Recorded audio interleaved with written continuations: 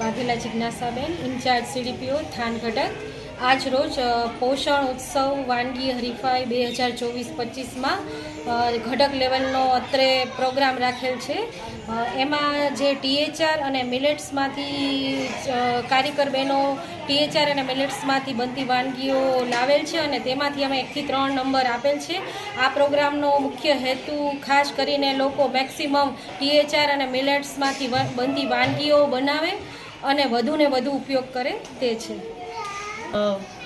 પોષણ ઉત્સવ કાર્યક્રમ અંતર્ગત આજે જે થાન ઘટકનો કાર્યક્રમ અમે ઉજવેલ છે તેમાં CDPO madam Shri, supervisor Nitaben Shri અને મારા વાલા લાભાર્થીઓ તેમજ મેડિકલ ઓફિસર હતા રમણીક સર।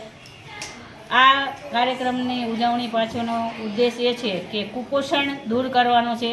જે અમારા THR છે, બાલશક્તિ, માતૃશક્તિ, પૂર્ણાશક્તિ એનો લોકો ઉપયોગ કરે। મિલેટ્સ જે વિસરાતી જતી વાનગીઓ છે તો લોકો એનો ઉપયોગ કરી અને એ જે વાનગીનો બાળકોને ખવડાવે તો કુપોષણ દૂર થાય। અમારો આંગણવાડીનો મુખ્ય ઉદ્દેશ એ છે કે બાળકો દુબળા ના રહે અને કુપોષણ દૂર થાય। જય હિન્દ, જય ભારત। મારું નામ ત્રિવેદી રિદ્ધિબેન રવિરાજભાઈ છે। હું આંગણવાડી કાર્યકર છું અને ખાખરાડી ગામમાં નોકરી કરું છું। આજે અમારે સેજા લેવલનો ઘટક લેવલનો કાર્યક્રમ હતો। એમાં 1 થી 3 નંબર આપવામાં આવ્યા હતા। એમાંથી THRમાંથી વાનગી બનાવવામાં આવી હતી અને મિલેટ્સમાંથી વાનગી બનાવવામાં આવી હતી। આની પહેલાં જે કાર્યક્રમ હતો તે સેજા લેવલમાંથી હતો। એમાં પણ 1 થી 3 નંબર આપવામાં આવ્યા હતા। એમાં પણ THR અને મિલેટ્સમાંથી વાનગી બનાવવામાં આવી હતી। આજરોજ મેં રાગીના લોટમાંથી કેક બનાવી હતી અને એમાં મારો 3જો ક્રમાંક આવ્યો છે અને એમાં મને પ્રમાણપત્ર મળ્યું છે।